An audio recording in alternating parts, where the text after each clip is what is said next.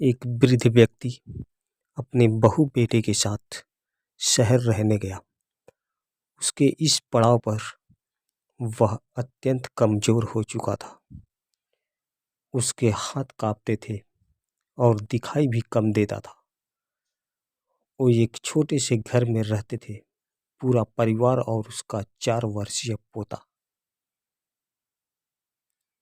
एक साथ dinner table पर खाना खाते थे, लेकिन वृद्ध होने के कारण उस व्यक्ति को खाने में बड़ी दिक्कत होती थी।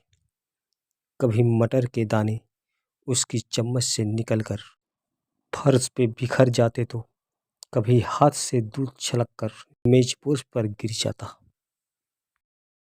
बहू बेटे ये 2 दिन ये सब सहते रहे, पर अब उन्हें पिता की इस काम से चिढ़ होने लगी। हमें इनका कुछ करना पड़ेगा, लड़के ने कहा।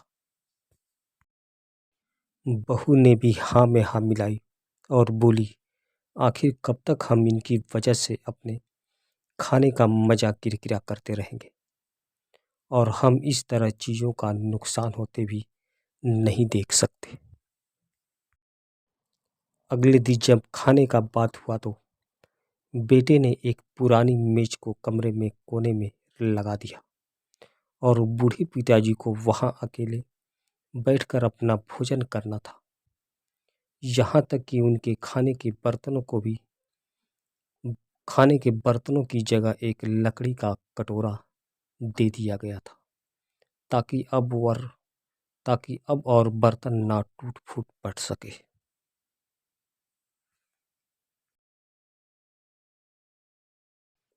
बाकी लोग पहले की तरह ही आराम से बैठकर खाते और जब कभी कभार उन बुजुर्ग की तरफ देखते तो उनकी आंखों में आंसू दिखाई देते।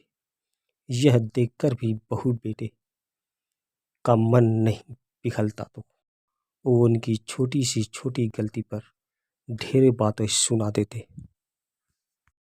वहां बैठा बालक भी यह सब बड़े ध्यान से देखता रहता और अपने अपने में मस्त रहता। एक रात खाने से पहले जब छोटे बालक को उसके माता पिता ने जमीन पर बैठकर कुछ करते हुए देखा, तुम क्या बना रहे हो? पिता ने पूछा और वह पुनः अपने काम में लग गया। पर इस बात का उसके माता पिता पर बहुत गहरा असर हुआ। उनके मुंह से एक भी शब्द नहीं निकला और आंखों से आंसू बहने लगे। वो दोनों बिना बोले ही समझ चुके थे कि अब उन्हें क्या करना है। उस रात वो अपने बूढ़े पिता को वापस डिनर टेबल पर ले आए और फिर कभी उसके साथ अभद्र व्यवहार नहीं किया। दोस्तों, हम अक्सर अपने बच्चों को नैतिक शिक्षा या देने की बात करते हैं, पर हम ये भूल जाते हैं कि असल शिक्षा शब्दों में नहीं, हमारे कर्म में छुपी होती है। अगर हम बच्चों को बस ये उपदेश देते रहें कि बड़ों का आदर करो, सबका सम्मान करो और खुद इससे उलट व्यवहार करे, तो बच्चा भी ऐसा ही करना सीखता है। इसलिए कभी भी अपने पेरेंट्स के साथ ऐसा व्यवहार ना करें। कल को आपकी संतान भी आपके लिए लकड़ी का कटोरा तैयार करने लगे। तो दोस्तों, ये कहानी आपको कैसी लगी कमेंट में हमें ज़रूर बताएं और चैनल पे नए हैं तो चैनल को लाइक और सब्सक्राइब जरूर कर दें। फिर मिलते हैं ऐसे ही एक नेक्स्ट और न्यू कहानी के साथ। तब तक के लिए जय हिंद, जय भारत।